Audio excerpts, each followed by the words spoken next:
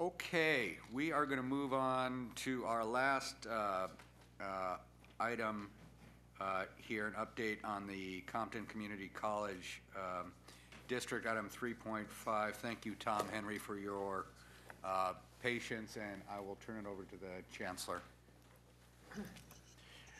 Well, I know that you have been very interested as a board in Compton College.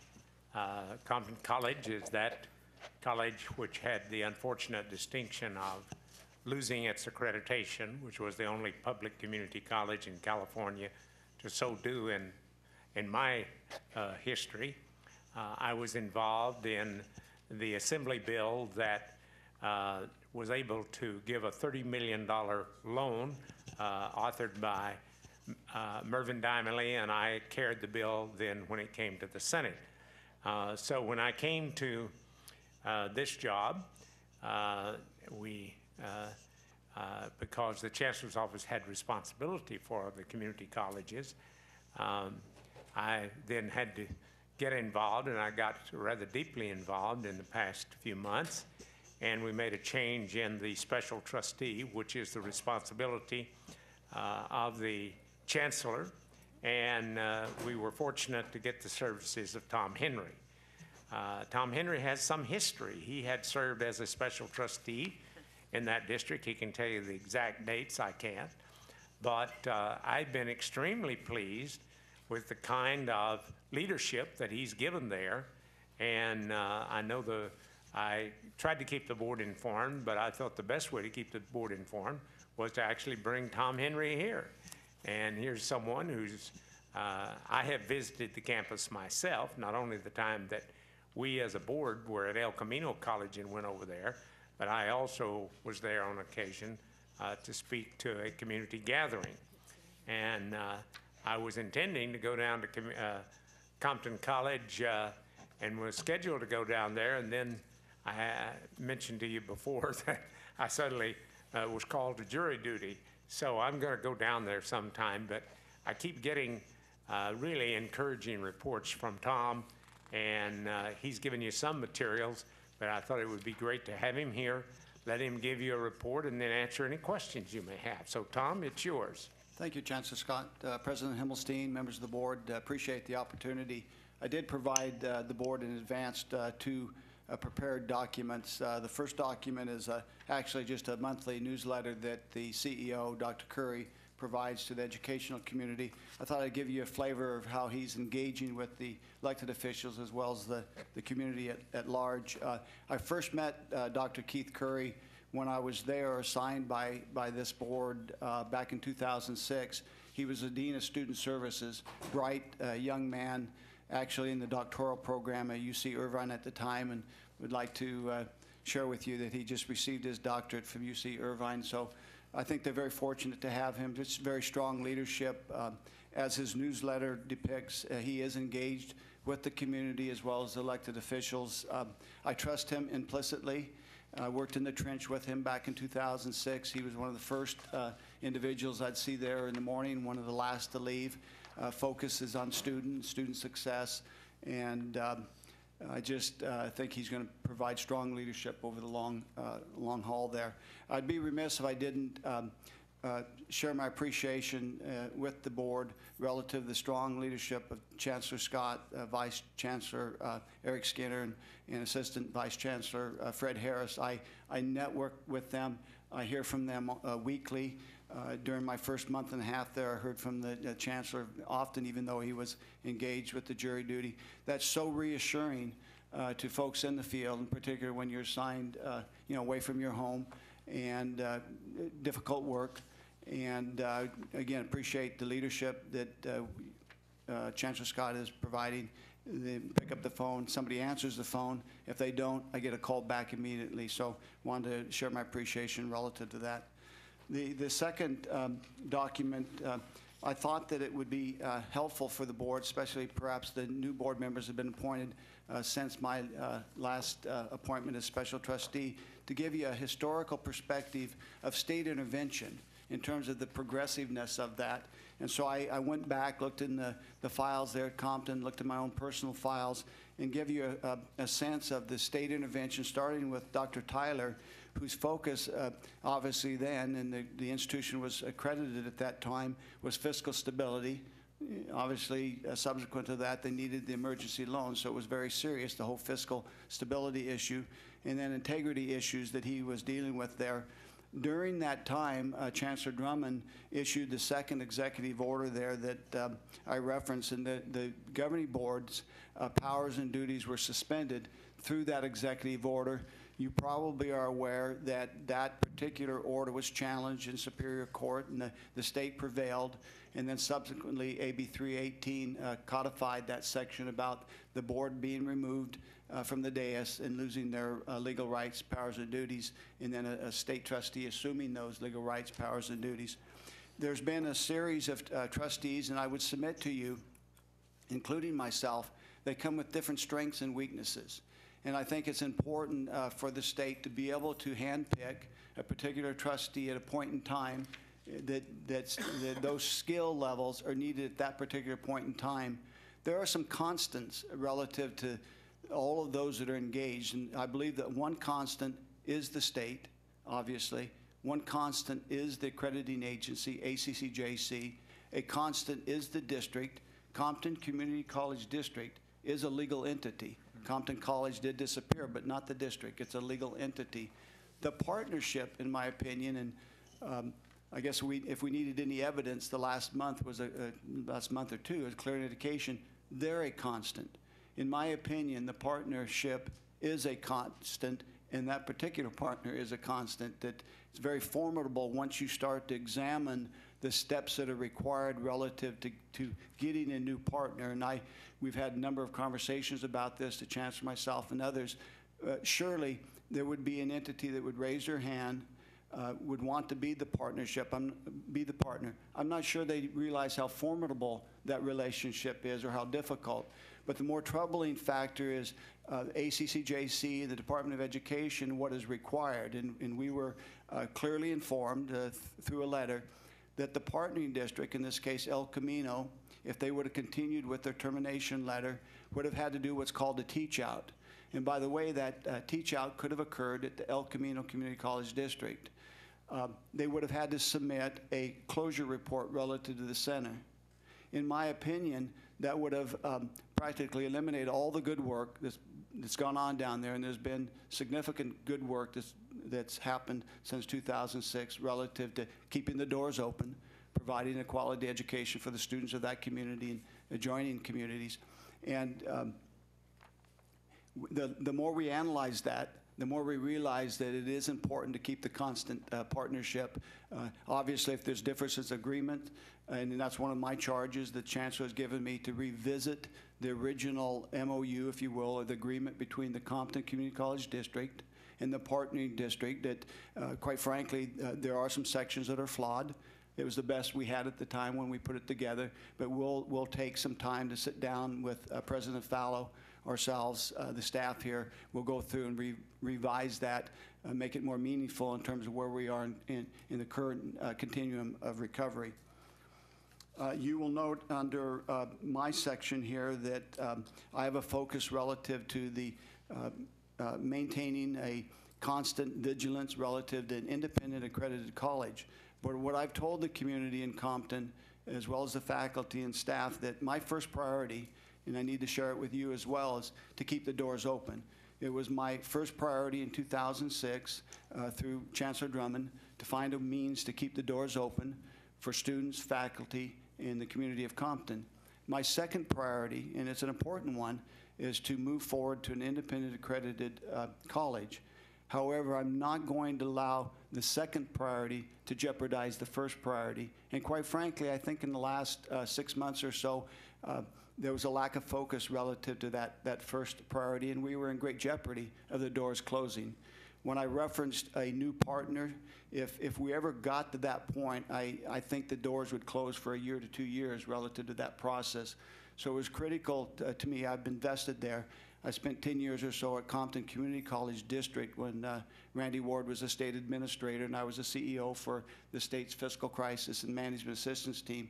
So I've vested in Compton, have great friends there, a lot of respect, and felt that we needed to maintain that partnership. Obviously, I will focus in my time in the next month or so to revise that MOU, the agreement between the two entities, and then move forward. On the second page of the document, I talk about accredited courses, and this fact gets lost, quite frankly, in terms of who is providing the accredited courses. El Camino Community College District is providing accredited courses for the students at the Compton Community College District through the entity known as the Compton Center. And remember, I referenced Compton College disappeared. They lost their accreditation, but the district itself exists. There's been great progress in a number of areas. I just grabbed enrollment. Obviously, there are a lot of student success issues that maybe in subsequent meetings I can share with you. But I wanted to look at the enrollment.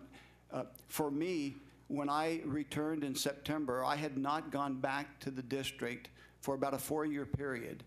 And so I could see tremendous progress in a number of areas that, quite frankly, even the local community hasn't seen the great progress. They see incremental steps, but not necessarily recognizing the amount of growth that's taken place. And for me, it was fairly easy. When I was there in '06, we got excited about having 6 or so students in a classroom. The enrollment disappeared because of the potential loss of accreditation. I toured Compton Community College District in September, the first week of September. Every single classroom that I went by was filled to capacity. The grounds were groomed well. I did not see any graffiti at all in any of the buildings within the facilities. And the restrooms, quite frankly, were clean, a pleasant odor, and they were supplied. That was not the case back in 2006. And there's a whole litany of things I could share with you. I'm grabbing some key issues that jumped out at me when I was there. Parking lots are filled. They were vacant in 2006. The path to establish an accreditation, there's confusion relative to that as well. And I would submit to you that it's real clear to me now. I've had a number of discussions with Barbara Bino, president of ACCJC, along with others, done my own research relative to the codes. It's very clear to me, and I'm communicating at every chance I get, that in order for us to get to what the community would say the ultimate goal of having an accredited institution under Compton Community College District, it must initially be accredited under El Camino Community College District before we can get to an accredited institution, if we ever get there under Compton Community College District. That timeline is a long timeline, and I'm hesitant to even, every chance I share this, I get asked the question, well, how long, Tom? What is the parameters? And I've thrown out, when I was there, I thought it would be a 12-year process. And when I worked in FICMAT, we learned that as long as it took the entity to get to where they were, and I'm talking now about the fiscal crisis situations, the emergency loan districts, that's about how long recovery is. And so we can start to quantify it. We have a sense now in terms of ACCJC, those timelines. President Fallow has engaged and developed a accreditation steering committee. It's broad gauge of faculty and staff and community leaders and others. They're starting to look at the eligibility requirements and the standards in terms of how they move the center to an accredited institution under El Camino Community College District. That's first and foremost.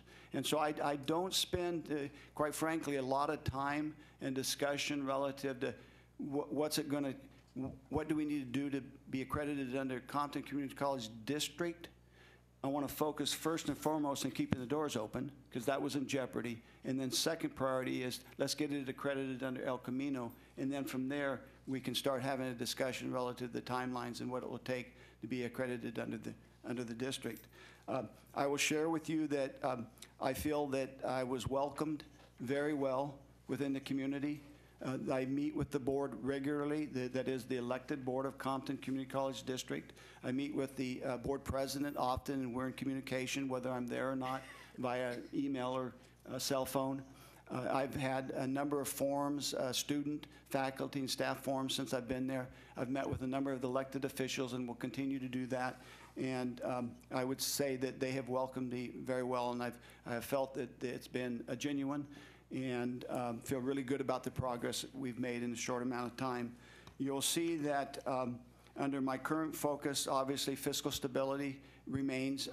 One of the issues that President Fallow had was he could not approve the budget, and he submitted his termination letter. He had concerns relative to the beginning balance and the expenditures that were going on. We have since addressed that. The budget has been adopted and approved. President Fallow has rescinded the termination letter. I meet with him regularly as well. I am establishing what was required into AB 318, Dimley's bill, that did not ever formally get established. When I was there, I had set up and interviewed, it must have been 20 or 30 names that I got from the president of the university at the time. Some remember Dimley himself, others. I think they may have met once or twice under a subsequent trustee, and then it was disbanded. There's no question about one, it's a legal requirement, statutory requirement. We do have to have the Special Trustee Advisory Committee. We will form that. I'll probably have representation from the elected board on that and the other communities that feed into the district itself. And then the Proposition 39 Bond Oversight Committee, a lot of questions relative to how those bond monies are being used. The committee was never formed. If it was formed, it never met regularly. So we have now on the website other means of communication to the community, the various communities, Carson, Paramount, Long Beach, Compton itself, suggesting and encouraging applications for those two committees. And so I feel strongly and confident that we'll have those formed, and they'll be meeting as the law requires. I will be, and I had intended to do it for this meeting, just apologize, didn't get it done. I'll be formally looking at the bond funds. There was a $100 million bond fund, and I'm going to examine the expenditures relative to the bond measure. I'll be memorializing what I found relative to that, and we'll be sharing it with the educational community. I'll be looking at the AB 318 line of credit. There was a $30 million line of credit. I think that they've expended $17 million of that. A lot of misinformation there as well. Some folks think that it's all been spent. It hasn't. Purposely, kind of the brakes have been put on. We're trying to live within the district's budget itself, and being able to do that because of the enrollment. The expenditures were already there, and the enrollment went from here to here. So they are being able to manage better fiscally. And then I'll focus on the partnership agreement. I'd like to reassure the Board of Governors that the Chancellor is indeed providing strong leadership. I feel very comfortable. I really appreciate the constant, he picks up the phone, how's it going? Tom, do you need anything? My staff's available. And in fact, true to his word, they are. When I call them, they're there, and they're very helpful. I'm building, along with other colleagues, a strong relationship with the state, ACCJC, the partnering district, the Compton community itself. And I can assure you that the focus for Dr. Curry and myself, the faculty and staff, is on students and student success. So thank you very much for this opportunity. Be happy to answer any questions you have. Chancellor, and then we'll go to board member comments. Okay, thank you for that good report, Tom. I one time told Tom Henry he was kind of the Red Adair of California community colleges, because he's gone to a lot of places where the fire was blazing and has put it out. It happened at Lassen College, which is now on the right road. It happened at Solano, which was on show cause, actually, and now they're completely removed from any sanctions. And so I think he's the right man at the right time. I've been extremely pleased by the reception that he's gotten in the community. Frankly, prior to his arrival, there was a lot of distress with the Compton faculty and staff, threatening a vote of no confidence and things of that nature.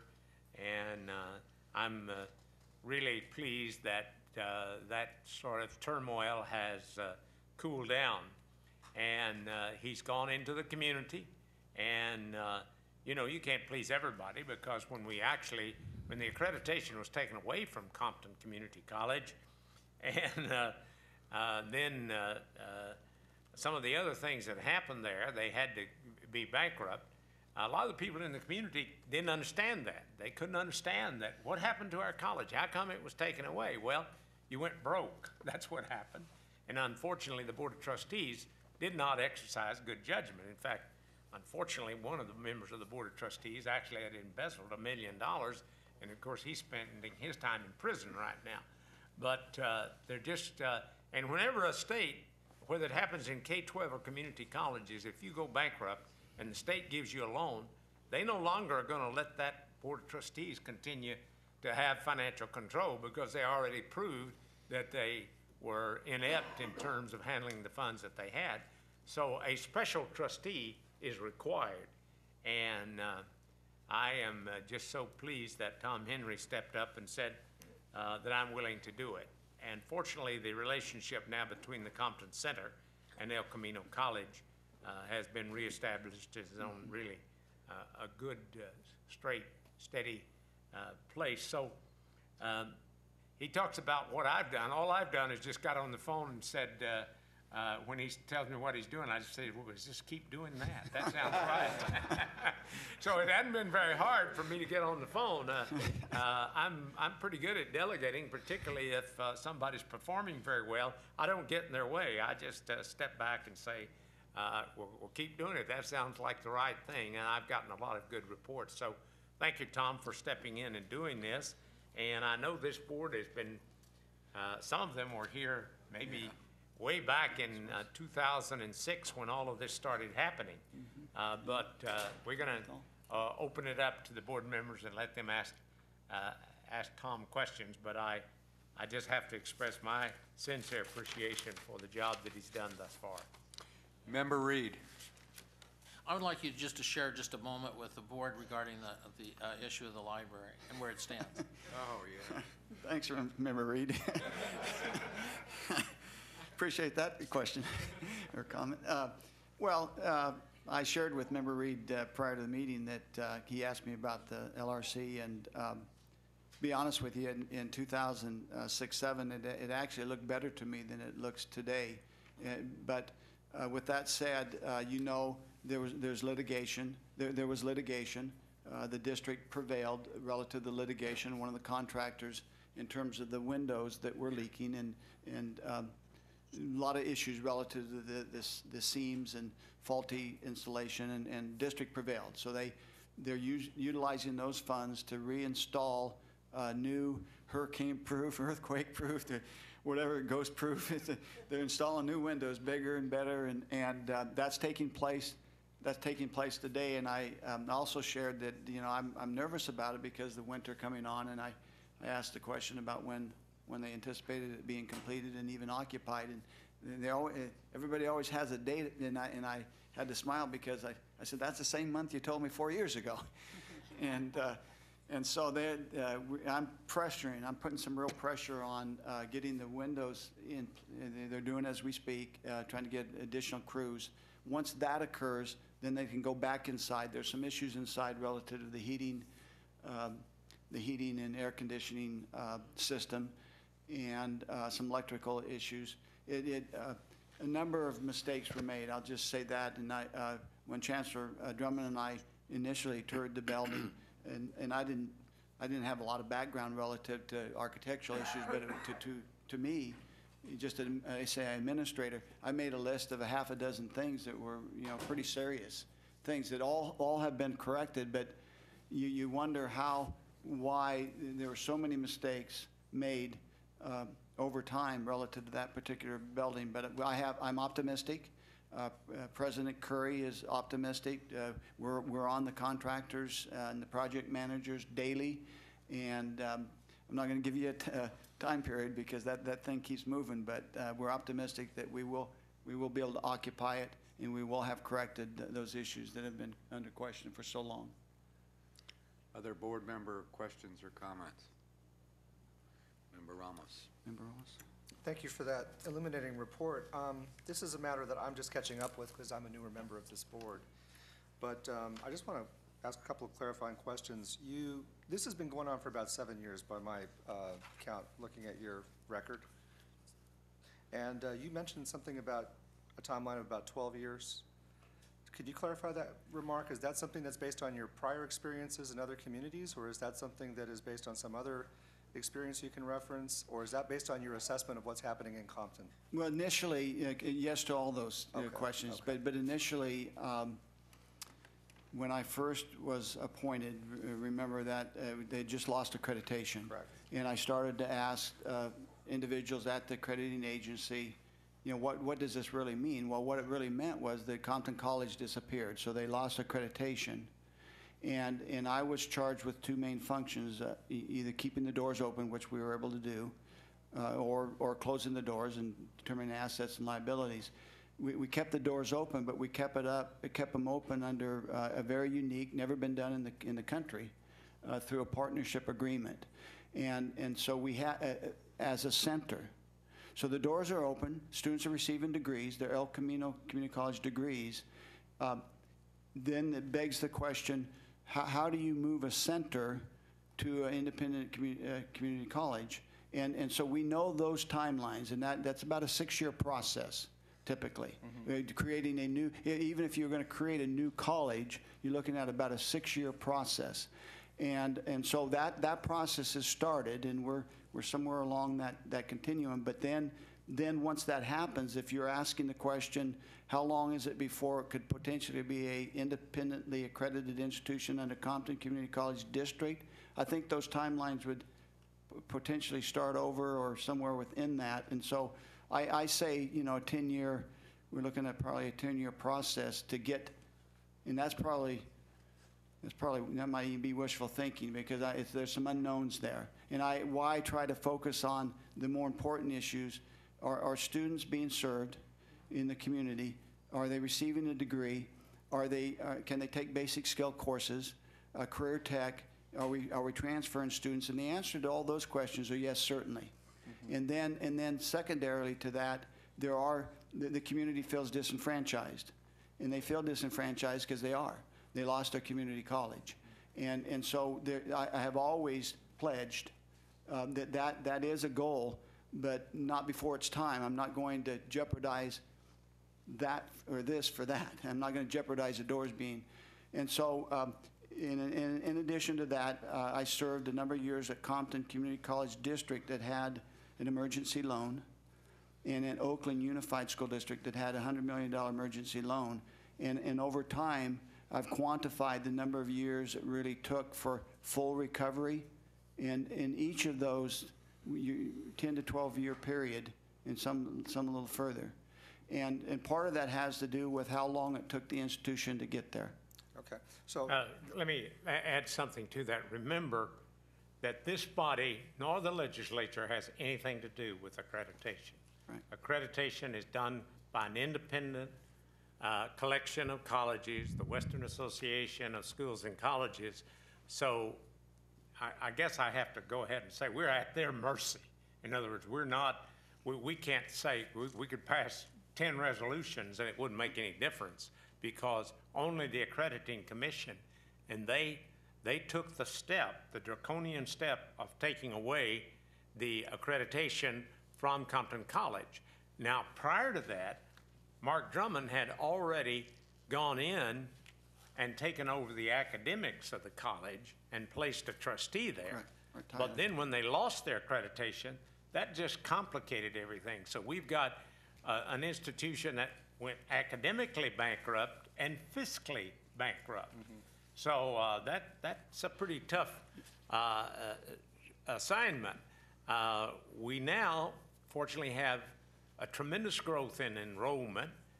Fortunately, this enrollment pressure that we have throughout the state has probably done something for that. And every one of those students are getting, they are passing an accredited course and they're getting an accredited degree. But it says El Camino, Right. and it is El Camino.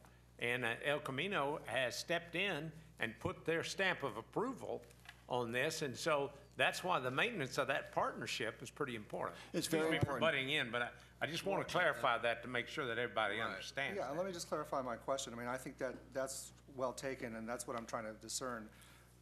Given the fact that we don't have a lot of control over this process, are we at least doing the essential things that we can do to ensure that it's accelerated to the extent that that's responsible, reasonable, and possible?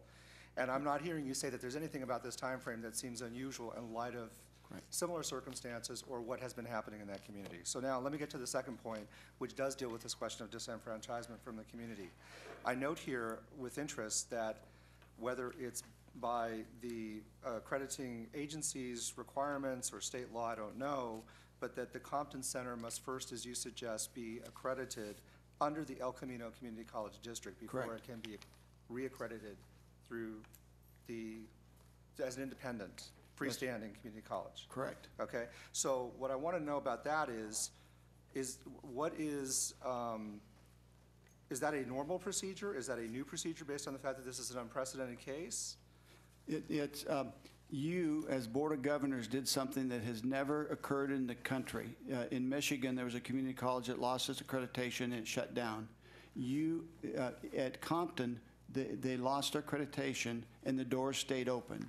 And so it is new. It's never been done before. We kept the doors open under a partnership agreement through the legislation. And so to me, and there was tremendous confusion early on, and exists today in some circles, about why can't we just go to ACCJC and get it accredited under.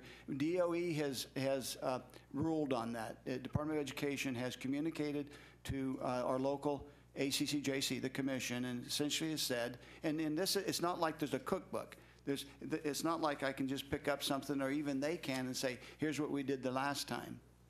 Okay, so we're inventing it as we go, and I Yes. understand that this is the best we can do. So let me get to the crux of the matter.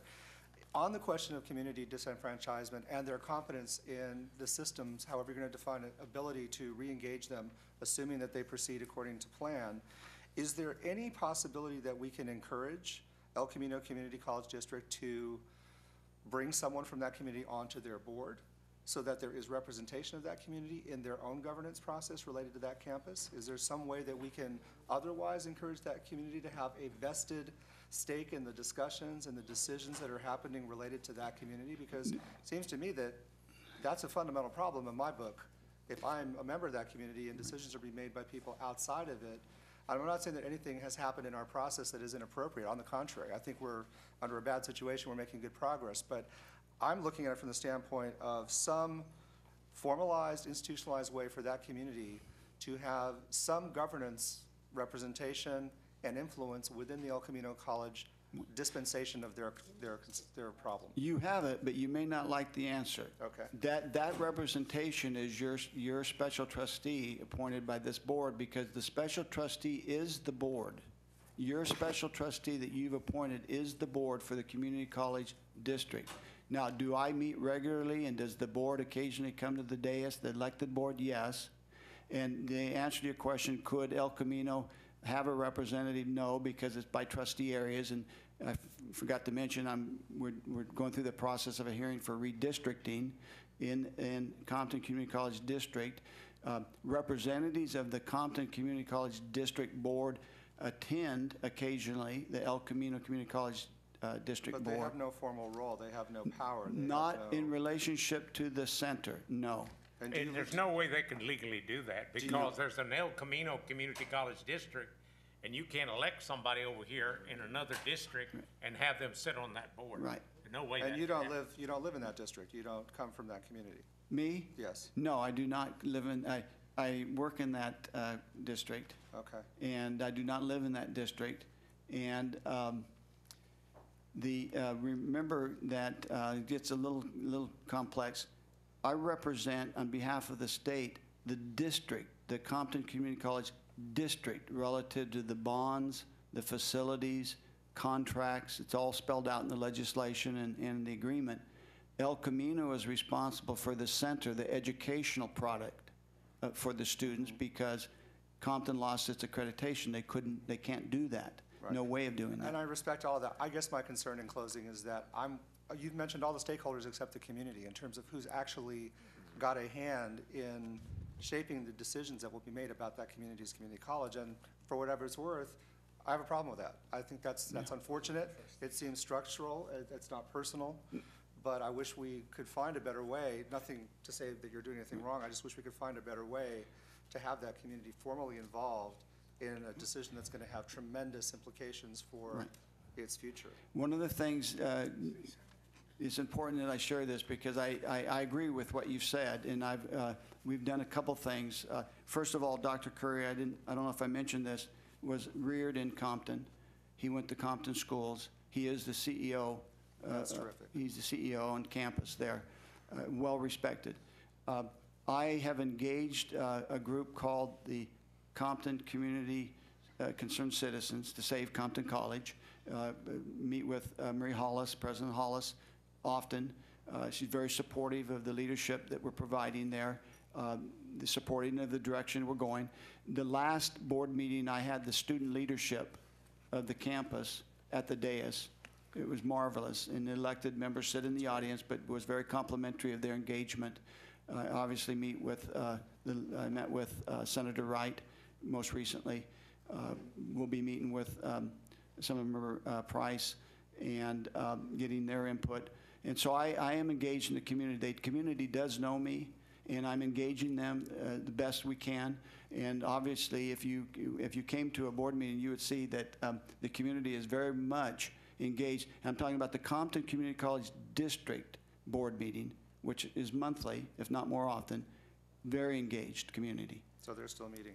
Well, I appreciate what you're doing, and I think we're lucky to have you. I don't want to suggest otherwise. I just wanted to make the point from a policy perspective and a philosophical perspective. I wish we could do better.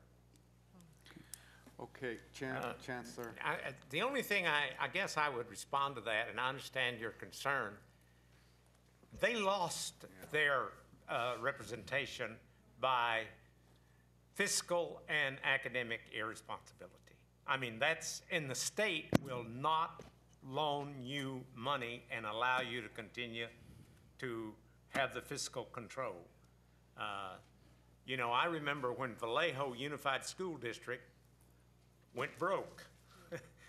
And I was sitting right here in this education committee, and the trustees had been warned by the county superintendent that they were on the verge of bankruptcy, and their superintendent was a kind of a fast operator, and he talked them out of it.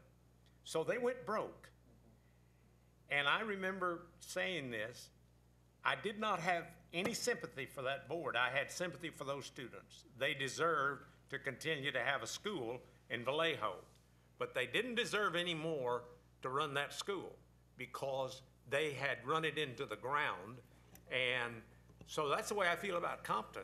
We could have closed Compton College, and many of those students, unfortunately, would have never gone to another community college, and that's why we didn't do it. But until they get out of their hole, the state, our hands are tied. They tell us that you've got to run it because we're giving you a $30 million loan, and they've used about $17 or $18 million of that $30 million loan. And until they see a way by which that can be paid off, they're not going to really turn that over to the community. And it's a tough deal, but that's the story. And that happens. That's happened in about 3 or 4 K through 12 districts. Vallejo, Oakland, I believe West Fresno. They all went broke, and they all have a special trustee. And slowly, the Oakland district is beginning to have some decision making. But this one was complicated. Those 3, as far as I know, didn't lose their accreditation. This college not only went broke, it lost its accreditation. Well, Chancellor, let me just clarify, if I may, just a final thought on this. I am not justifying anything that anyone did that was illegal, immoral, or otherwise stupid. I'm not even talking about the individuals that comprise that board. I'm talking about the larger community. I would not want to hold 200 or 300,000 people in that community hostage to the bad decisions of a handful of people. And that's really the only point that I'm trying to make. Somehow, it strikes me philosophically, practically, and from a policy standpoint that if we could have had some structural engagement on that community's part in this process, it would be stronger. I appreciate under the circumstances that you're dealing with what a great job you're doing. And I do not want to suggest in any way that I'm challenging that. So hopefully that's clarifying Oh, comment. absolutely it is. Yeah, I understood that. Yeah. Let me move on to Member Malumet. Thank you very much. I appreciate what you're doing. I wanted to know how many of the current Board of Trustee members are from 7 years ago? Actually, only one members. Okay, thank you. They've continued to have elections, and just to be fair here, and I mean, to be clear, that there's a progression of different things that happened. Dr. Tyler removed him from the board as executive order required. Then Dr. Ratliff brought him back to the dais. Then the AB 318 was passed, and Assemblymember Dimely at the time insisted that they be removed because the legislation required it. So there's been a kind of a back and forth, and when I re-arrived, I quite frankly thought that they were in violation of the Brown Act. They were going into closed session, making decisions relative to termination and other closed session issues. And so I gently, as I did initially, removed them, and that was, it was controversial, but the majority of the board members, but one, have embraced that and understand the wisdom behind it. And I say the wisdom behind it, ACCJC recognizes but one board relative to an accredited institution, that's the El Camino Community College District. And so I have that knowledge, and I've shared it. I'm not hiding secrets here, that they recognize but one board. And so we're going to move the center under the El Camino Community College District, and then segue to that next important goal.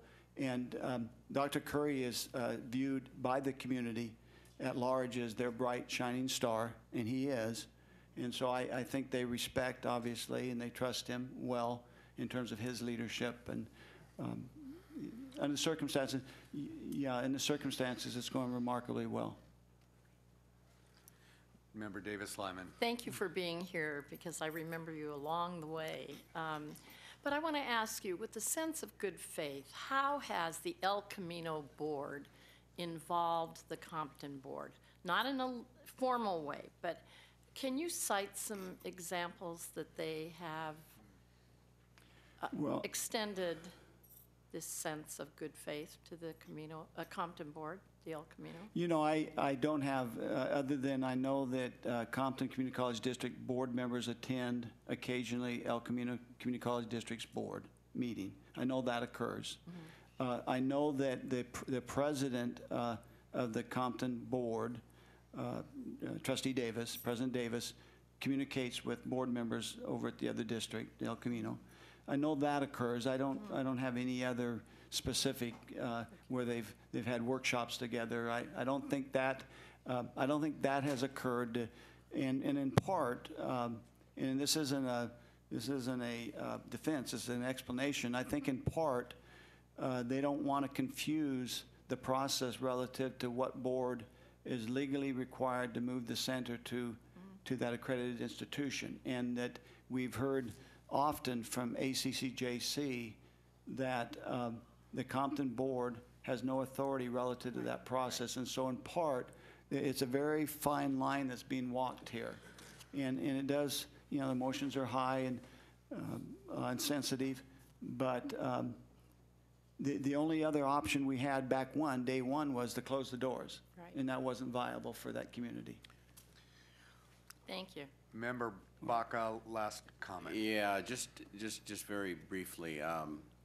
You know, back when this was happening in real time, other trustee boards were approached. Right. And very reluctant to do anything that would create the kind of situation which may deteriorate their own situation. So El Camino has to be commended for taking this on, although I think that there is an interest in moving along to a place where the Compton College District can regain accreditation through the process. But just commend El Camino Administration and Board for taking this on, because it was quite a task and risk in doing so. So Yes, thank it you for was. your work. Yeah. Their own accreditation was at risk, actually, relative to their involvement. I appreciate, Member Baca, you referencing that. I was responsible, as your trustee, to do the RFP relative to the partnering district. And trust me, I was very aggressive about that. It was a very formal, written, comprehensive document that went out to every institution in the state. I networked. I went to conference rooms at community colleges with the presidents and the chancellors, begging them to respond, not begging them to be the partner. I just wanted responses. I wanted to be able to be competitive. After that entire effort, and Chancellor Drummond did his networking as well, after that entire effort in the state of California, but one community college submitted a formal RFP, and that was El Camino Community College. Only one. You know, Peralta orally prior said they'd come down, and they were nearing sanctions themselves, and that wasn't going to happen. You can't partner if you're on sanctions or nearing sanctions. And so that, I appreciated their offer, but that wasn't going to happen. El Camino Community College District. Member Baca, I second your comments, and as Tom knows, I was there too. So I remember that well. With that, thank you, Tom Henry, and thank you for the job that you're doing. Thank you. Appreciate it. Okay. Okay, members, if there isn't any new business, and I'm seeing none, and Jerry is going to pass us out some information that I'd like to ask board members to take with them. Do not leave it here. It's for our closed session meeting tomorrow morning at 8:30. And just for the record, the board will be adjourning to a closed session tomorrow morning on Chancellor's performance review. That's for the record. Right.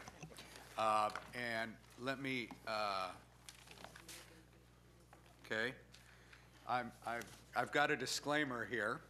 Board members can leave their stuff here. However, the Senate is not responsible for any of the items or what happens to Do you them. have more of these? So I leave need them two here at more. leave them here at I need your a copy of Henry's. I couldn't discretion. run that off. I got Hold on yours. one moment, His please. report. And Jerry, I didn't get one. and Jerry, But I didn't get one. I've gone. could you tell us the dinner is at 5:30 at Sapporo, which is at 16th.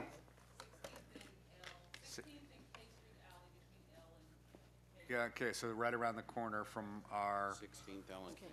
So- our hotel. Yeah, Sure. right there. Right there. Chancellor Scott, I was just wondering, it says public comments. I didn't know whether anybody wanted to make. we didn't have any, any no out. requests. Oh, No good, good. no requests. Didn't want somebody out. Okay, we are adjourned until 8:30 tomorrow.